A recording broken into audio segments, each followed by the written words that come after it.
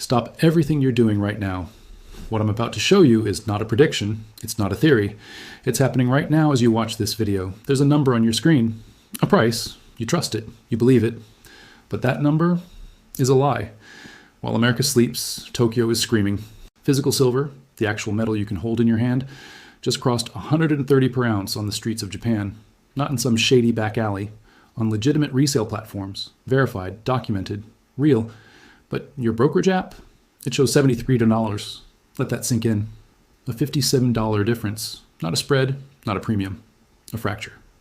Dubai, 115. Shanghai, 110. Korea, 97. And America, still stuck at $73. This isn't market volatility. This is the sound of the global financial system splitting in two. One half trading paper fantasies, the other half hoarding physical metal like their lives depend on it. Because maybe they do. In this explosive investigation, we're not guessing where silver goes next week. We're reporting what's happening today. Friday, January 3rd, 2026, we're going to show you the verified data from Japanese coin dealers. We're going to expose why American dealers can't sell you silver at the official price. And we're going to reveal why the banks cannot let these two prices meet. Because if they do, the entire system collapses. This is the story of the Tokyo shock. The wealth transfer is already happening. The only question is, are you on the right side of it? Let's go. Tokyo, Japan. January 3rd, 2026. A salaryman walks into a coin shop in the Ginza district. He's not a speculator. He's not a trader. He's just a regular guy who watched his currency lose 40% of its value in 18 months. He asks for a single 1-ounce silver coin. The dealer quotes him, 19,911 yen. Pull out your calculator. At today's exchange rate, that's $130, not $73, not $80, $130. And he pays it without hesitation. Because to him, that's not expensive, that's survival. Welcome to the new reality, the one your government doesn't want you to see. Japan isn't experiencing a silver shortage. They're experiencing a currency crisis. Their debt to GDP ratio just crossed 260%. Their central bank has lost control. And the Japanese people? They're watching their life savings evaporate in real time. So they're running, not to dollars, not to euros, to hard assets. And when an entire population of 125 million people tries to squeeze through a tiny door to buy physical silver, something breaks. The price disconnects. It stops caring what New York says. It stops listening to the comics. Because the paper price in New York is irrelevant to a man trying to save his family from hyperinflation. He'll pay $130. He'll pay $150. He'll pay whatever it takes, because the alternative is holding currency that might be worthless tomorrow. This is the fear premium, and right now fear is trading at a $57 markup. But here's what terrifies me. Japan isn't unique, they're just 6 months ahead of us. What you're seeing in Tokyo right now, that's the preview, that's the trailer for what's coming to America. The premium you see in Japan isn't an anomaly, it's a forecast. And if you think America is immune, I need you to see what's happening right here at home. Because the cracks aren't just in Tokyo, they're in New York. They're on the biggest precious metals dealer websites in the United States. And what we found will shock you. Let's talk about America. Friday, January 3rd, 2026. You open your brokerage app. Silver spot price, $73.14. Seems normal, right? The market is functioning, everything's fine. Now open a new tab. Go to APMEX, one of the largest, most trusted bullion dealers in America. Search for a 100-ounce silver bar. These are wholesale bars, industrial. The cheapest form of silver you can buy. Historically, they trade maybe 50 cents over spot, sometimes less. Today, APMEX is listing them at $80.43 per ounce. Do the math with me. $80.43 minus $73.14. That's a $7.29 premium on a wholesale bar. That's a 10% markup over the official spot price. For silver coins, American Eagles, the premium is closer to 20%. Some dealers are at 25%. So let me ask you a simple question. If silver is really worth $73, why can't you buy it for $73? Why is the biggest dealer in America charging you $80? Because the $73 price isn't real. It's a phantom. It's a number on a screen created by paper contracts that have nothing to do with actual metal. The moment you ask for delivery, the moment you want the bar in your hand, the price snaps back to reality. The floor of the American silver market isn't $73. It's already $80. And that's before we get to Asia. We now have a 3-tiered global market. Tier 1, the paper fantasy, $73 in New York. Tier 2, the American physical reality, $80 at your dealer. Tier 3, the Asian panic zone, $130 in Tokyo. The further east you travel, the higher the price climbs. This is the definition of a broken arbitrage. In a normal market, traders would buy every ounce in New York, ship it to Tokyo, and pocket the $50 difference. That's capitalism 101, but it's not happening. The gap is widening, not closing. Why? Because something is fundamentally broken in the global financial system. The laws of economics have stopped working. But it gets worse, much worse.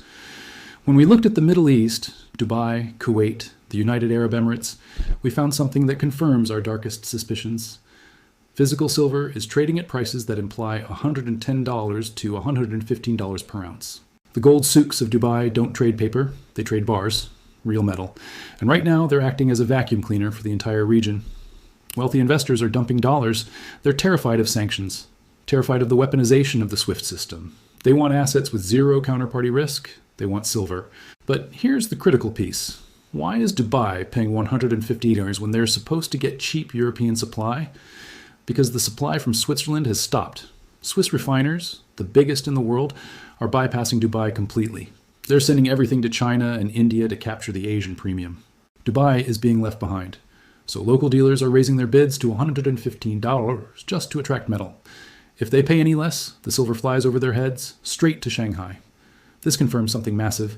The real clearing price for physical silver in a free market, unencumbered by paper manipulation, is solidly in triple digits. Any price below $100 is a paper discount created by fraud.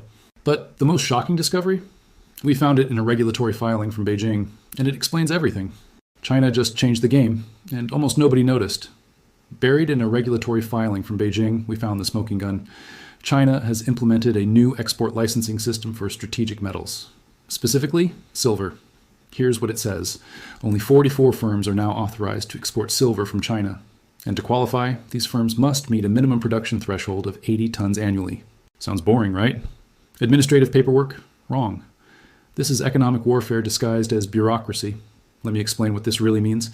All the small and medium-sized refiners in China, the ones who used to flood the global market with excess supply, are now banned from exporting. They can only sell domestically, inside China. This effectively ring-fences approximately 60% of China's refined silver supply. It stays behind the Great Wall forever. China hasn't announced a ban. That would cause a diplomatic crisis. Instead, they created a bureaucratic wall so high that the metal naturally stays home. This is a soft embargo, a shadow blockade. And it's why Shanghai inventories are rising while London inventories are collapsing. China is trapping the metal, building a strategic silver reserve without ever officially declaring it. Even Elon Musk saw this. He tweeted about it last Sunday. This is not good. He knows. He understands. If China locks down the silver supply, the cost of building a Tesla in America skyrockets while the cost of building a BYD in China plummets. This isn't just about silver. This is about the future of technology, the future of manufacturing, the future of economic dominance. In America, we're sitting here trading at $73. We are now the cheapest market in the world by far. Japan, $130. Dubai, $115. Korea, $97. China, $80. America, $73. What happens when you're the cheapest shop on the block? You get cleaned out. This is Gresham's law on steroids. Bad money, overvalued paper dollars, drives out good money, undervalued physical silver. Every sophisticated trader on earth is looking at the U.S. market right now and salivating. They're buying COMEX futures, standing for delivery, buying American Eagles, taking the physical metal out of the U.S. system and shipping it to the high-priced markets. We are witnessing the great drain.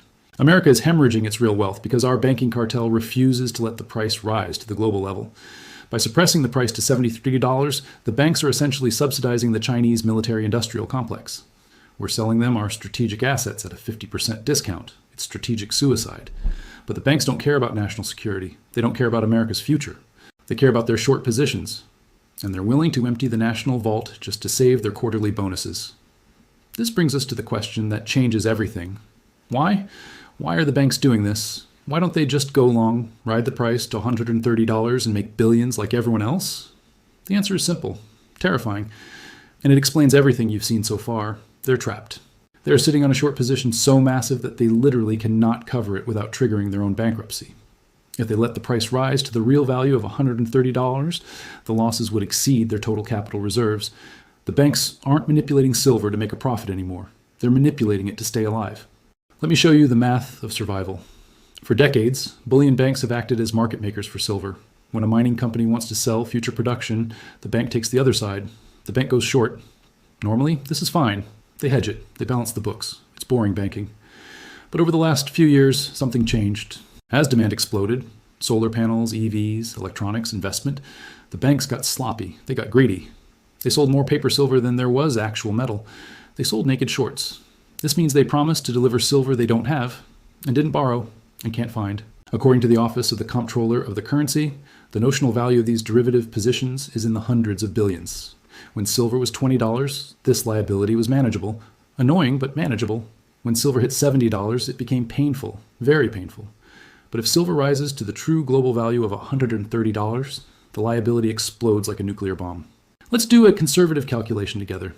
If the major banks are collectively net short 500 million ounces, and some analysts believe it is much higher, and the price rises by 60 per ounce, that's a $30 billion loss.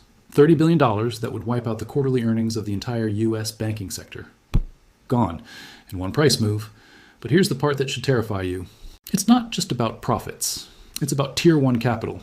This is the emergency money regulators require banks to hold to prevent collapse. If Tier 1 capital drops below a certain threshold, regulators don't negotiate. They seize the bank. They shut it down. It's over. So the traders at JP Morgan, at Citi, at Goldman, they're not just protecting their bonuses. They're protecting the institution from extinction. They must keep the price suppressed on the COMEX. It's not a choice. It's an existential imperative. This creates what we call a solvency ceiling. There's a specific price point where the bank collapses. We don't know the exact number. It's probably classified, but the behavior of the market tells us everything we need to know. It's somewhere between $80 and $90. Notice what happens every single time silver approaches $80. A massive sell wall appears out of nowhere. Thousands of contracts flood the market. The price gets slammed back down. That's not a profit taker. That's not a bear speculator. That's the defense line. The bank is throwing infinite paper contracts at the market to defend the solvency ceiling. They're printing fake silver to stop the price from crossing the line that kills them. But this strategy has a fatal flaw. Every time they sell a paper contract to suppress the price, they make their short position bigger. They're digging the hole deeper to keep the walls from collapsing. In 1980, the Hunt brothers tried to corner the silver market by buying. In 2026, the banks have cornered themselves by selling. They're trapped in a cage of their own design. Instant bankruptcy. They can't hold, because the physical metal is leaving the vaults. Delivery default. They can only double down, keep selling, keep suppressing. And doubling down forever eventually leads to blowing up spectacularly. But here's where it gets truly diabolical. The suppression strategy is actually accelerating their own demise, because by keeping the price artificially low at $73, they're incentivizing the entire world to rob them blind.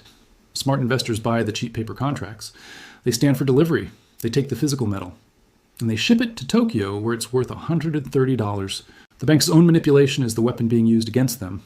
The registered inventory at the COMEX, the metal available for delivery, has dropped 70% since 2020. It's now critically, dangerously low. And when it hits zero, the paper price becomes meaningless, irrelevant, a relic. You can print a contract that says silver is $70, but if you have no silver to deliver, nobody cares. The market moves to the real price. And the real price is what they're paying in Tokyo. So how does this end? If the banks are insolvent at the real price, they won't pay it. They'll do what trapped institutions always do. They'll change the rules. We call this the force majeure scenario. And if you hold paper silver, you need to understand what's coming. Here's how we believe the endgame unfolds. The physical vaults run dry. COMEX can't deliver. The price starts rocketing toward $100, then $120. Panic spreads through the trading floors of Wall Street. The banks make desperate phone calls. They lobby the exchange. They scream about systemic risk and market stability. And then the exchange declares an emergency. Trading halts, screens freeze, and they make an announcement. Due to extraordinary market conditions, all silver contracts will be settled in cash at a fixed price of $80. No physical delivery. Here's your check. Goodbye. This saves the banks. They don't have to buy expensive silver at $130. They just write checks at $80 and walk away. But it destroys you. You thought you owned silver. You thought your futures contract or unallocated account was as good as physical. It wasn't. You get $80 in depreciating fiat currency. Meanwhile, the physical price on the street explodes to $200, $300, maybe higher. You just got robbed. Legally. With a smile and a handshake. This is the rug pull. The paper market saves itself by sacrificing the paper holder. And this is why we scream it from the rooftops over and over. If you don't hold it, you don't own it. If you're holding an unallocated account, a pooled storage account, or a futures contract, you're not a silver owner. You're a creditor to an insolvent bank. And creditors get pennies on the dollar. But even knowing all this, even understanding the banks are trapped, the vaults are draining, the paper market is a ticking time bomb, there's still one massive question. Why hasn't the arbitrage closed the gap yet? If silver is $73 in New York and $130 in Tokyo, why aren't traders moving metal fast enough to equalize the price? Why is the gap still growing? The answer is friction. Massive, unprecedented friction in the global logistics system. And understanding this friction is the key to knowing exactly when the price explosion happens. Because right now, the dam is holding back the water, but the water is rising. The pressure is building. And when the logistics bottleneck finally clears, the price snapback will be vertical. Let me show you why moving silver across the world has become nearly impossible. Imagine you're a hedge fund manager in London. You see the trade of a lifetime staring you in the face. Buy silver at $74 on the LBMA, sell it in Shanghai at $110, $36 profit per ounce. On 100,000 ounces, that's $3.6 million. Risk-free arbitrage. So you pick up the phone, you call Brinks or Loomis, the secure logistics companies that move bullion. I need to move 10 tons of silver to Shanghai tomorrow. The voice on the other end laughs. Tomorrow? Sir, we're booked solid until February. This is the reality on the ground right now. The secure air freight capacity for precious metals is maxed out, completely saturated. There are only so many planes certified to carry high-value bullion, only so many armored trucks, only so many insured routes. And right now, every single one of them is busy moving metal east. The pipeline is full. You physically cannot shove more silver through the tube. This creates a speed limit on arbitrage. The traders want to close the gap. The profit motive is screaming at them. But the planes can't fly fast enough. The trucks can't drive fast enough. So the gap persists for weeks, for months. And as long as the gap persists, the drain continues. This logistical friction allows prices to diverge in ways that should be impossible. It creates a false sense of security in the West. Oh, silver's only $73, must be fine. No, the price is $73 because the exit door is jammed shut. Once that door opens, the prices equalize. And equalization doesn't mean China drops to $73. It means New York explodes to $110. But there's another cost killing the arbitrage trade, one that most people don't even think about. Insurance. To ship bullion internationally, you need war risk insurance from Lloyd's of London. Normally, this is cheap, a rounding error. But look at the world right now. The Red Sea is closed due to Houthi drone attacks. Shipping routes through the Suez Canal? Gone.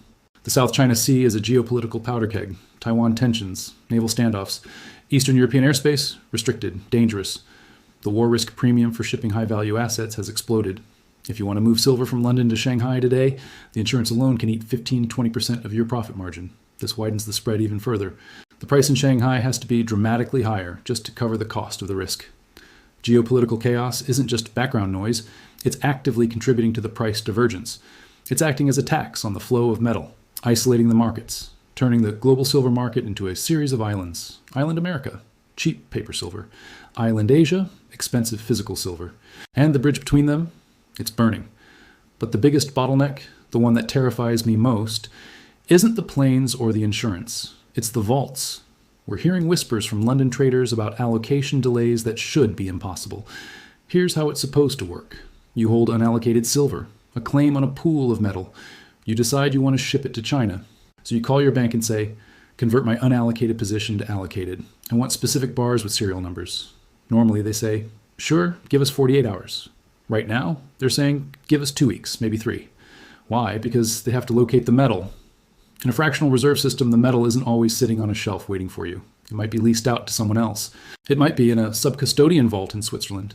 It might be a digital entry that hasn't been backed by actual physical metal for years. When you demand delivery, the bank has to scramble. They go into the open market, buy bars at a premium, truck them to the vault, stamp your name on them. This takes time. And during that time, the arbitrage window stays wide open. This delay is a soft default. They're not saying no, they're saying wait. But in a squeeze, wait is fatal. While you wait, the price in Shanghai climbs to $120. While you wait, your opportunity cost bleeds you dry. This bureaucratic friction is a deliberate tactic to slow the drain. They're putting speed bumps in front of the exit. But speed bumps don't stop cars forever. Eventually, the metal arrives. The logistics clear, the delays end, and when that happens, we get the snap up. Picture a rubber band being stretched between two hands. One hand is in Tokyo, pulling the price toward $130. The other hand is in New York, stuck at $73. The rubber band stretches. The tension builds. The strain increases. Physics tells us what happens next. Eventually, the friction breaks. The arbitrageurs figure out a new route. The banks run out of excuses. The logistics clear. And the prices snap together. But here's the question that determines whether you make or lose a fortune. Does China drop to $70? Or does New York explode to $130? The answer is obvious when you understand one fundamental truth. China has the demand. They're the physical buyers. They're the industrial consumers. They're the ones hoarding strategic reserves. New York has nothing but paper promises and empty vaults. So when the snap happens, New York rises violently. It could happen in a single trading session. We wake up one Monday morning, pre-market opens, and silver is gapping up $30, $40, $50. The spot price adjusts to the street price overnight. The premium disappears, not because the premium falls, but because the spot price becomes the premium. This is the event we're waiting for, the reunification of the markets. And it will be absolutely brutal. It will liquidate every short seller who was betting on the spread closing the other way. It will bankrupt traders holding the wrong side of the trade. And it will prove, once and for all, that the paper market is ultimately a slave to the physical market. So the arbitrage is broken. The logistics are jammed. The insurance is soaring. The vaults are delaying. The system is holding together by a single thread. And that thread is fraying. Which brings us to the only question that really matters. What do? How do you position yourself for the snap up when most people can't even buy physical silver anymore? Walk into a coin shop today. Ask for 100 ounces of silver. They'll laugh. We're sold out. Back order is 6 weeks, maybe longer. Call a major online dealer. Same story. The physical market is already rationed, already constrained. So if you can't buy bars and coins, how do you capture the $130 Tokyo price when it comes to America? There's one answer. One asset class that's still liquid, still available, and still trading. As if silver is $30, mining stocks. And they're about to have their faces ripped off. Let me show you the opportunity that Wall Street doesn't want you to see. If silver is $130 in Tokyo, why are silver mining stocks trading as if silver is $30? This is the greatest valuation gap in the entire financial system. Let me explain how Wall Street's algorithms are creating your opportunity.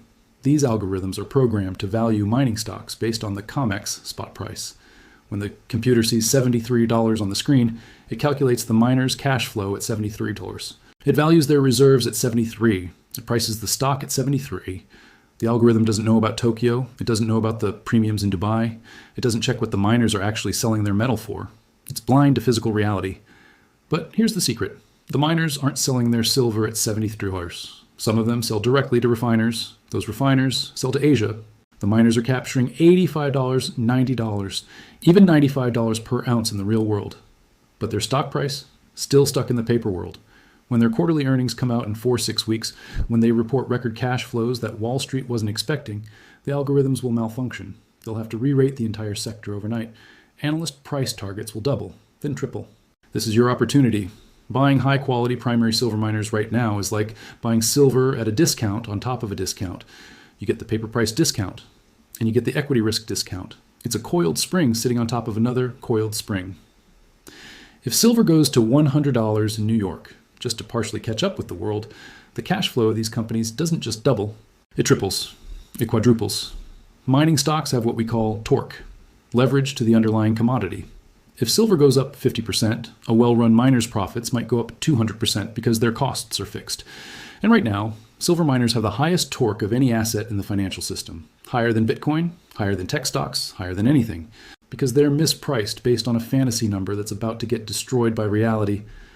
But I need to give you one final urgent warning. Because if you're not prepared for what's coming, you could still lose everything, even if you're right about silver. We talked about vault delays, about allocation problems, about unallocated accounts. If you hold silver in an unallocated account at a bank or in a generic pool at a bullion dealer, you are standing in the blast zone. When the price snapback happens, when New York suddenly gaps up to $100 overnight to catch up with Tokyo, the banks who owe you that metal will face a choice. Option A, go into the market, pay $100 per ounce, buy the metal, and deliver it to you at a massive loss. Option B, exercise the force measure clause buried in page 47 of your account agreement and pay you out in cash at the old price of $73. Which one do you think they'll choose? Every single time they'll choose option B. They'll settle your account in depreciating dollars. You'll look at your screen and see a cash balance where your silver used to be. You wanted metal. You planned for $130. You thought you were protected. But now, with the cash they gave you, you can't even buy silver anymore because the price is $150 and climbing. You've been cash settled out of generational wealth. This is why you must hold allocated or physical metal. If you have unallocated silver right now, move it today. Pay the fabrication fee, pay the shipping, pay whatever it costs. Get it into your own possession or move it into a fully allocated, segregated vaulting service where the bars have your name stamped on them. Do not trust a bank to honor a liability that bankrupts them. It's not personal, it's just business. And business is about survival. Now let me prepare your mind for what comes next. Because $100 silver isn't the end. It's just the beginning. $100 silver will change the psychology of the world. Right now at $73, people think silver is expensive. It's already up so much, I missed it. But at $100, something shifts in the human brain. At $100, they'll think it's valuable. It sounds contradictory, but it's human nature. Now, when something crosses a major psychological milestone, it validates the asset. It tells the world, this is real money. At $100, silver enters the same conversation as gold and Bitcoin. It becomes a tier 1 reserve asset, legitimate, undeniable. And this will trigger a wave of FOMO that makes the current buying look like a trickle. Pension funds will chase, tech companies will hoard for industrial supply, sovereign wealth funds will panic buy. The move from $100 to $200 will happen faster than the move from $50 to $100. Because at $100, the secret is out. Everyone knows the dollar's broken. Everyone knows the metal is scarce. Everyone knows the paper system was a fraud. You have to be ready for this moment. You have to be ready to hold through the mania. Do not sell your first ounce at $100 just because it feels like a nice round number. $100 is just the parity level with the 1980 inflation-adjusted high. It's not the top. It's the starting line of the real bull market. So here's my final verdict on the global silver fracture. The United States is losing its grip on the silver market. For 50 years, we controlled the price through paper derivatives and market manipulation, but we forgot to control the actual metal. Now the metal is gone. It's in China, it's in India, it's in the Middle East. It's in vaults we can't access, controlled by people who don't trust us. The price discrepancy we see today, $70 versus $130, is the death rattle of the paper manipulation scheme. It cannot be sustained. Arbitrage is a force of nature. Gravity always wins. Water always flows downhill. And in this case, gravity pulls the price up. New York must rise to meet Tokyo. The paper must bow to the physical. The lie must surrender to the truth. The dollar must fall to reflect the reality of the resource market. And you're holding the winning hand. You're holding the asset the entire world is fighting over. Do not let the volatility shake you. Do not let the banks smash on Tuesday morning scare you into selling. Look at the map. Look at Tokyo. Look at Dubai. Look at Shanghai. That is the future. And it's coming to a screen near you very soon. You were early. You were right. And now you're ready. The fracture isn't a crisis. It's the opportunity of a generation. The wealth transfer is happening right now. The question is no longer if. The question is, are you positioned on the right side of history? Because when New York wakes up to Tokyo's reality, when that rubber band finally snaps, when the $73 slide meets the $130 truth, there will be no second chances. The metal will be gone. The premiums will be astronomical. The miners will be re-rated. And the people who understood what was happening, who saw the fracture for what it really was, will be holding the only assets that matter. This was the story of the Tokyo shock. The $130 price isn't an anomaly, it's a forecast. Subscribe, share this video, and prepare for what comes next, because the system is breaking. And when it does, the winners will be the ones who saw it coming.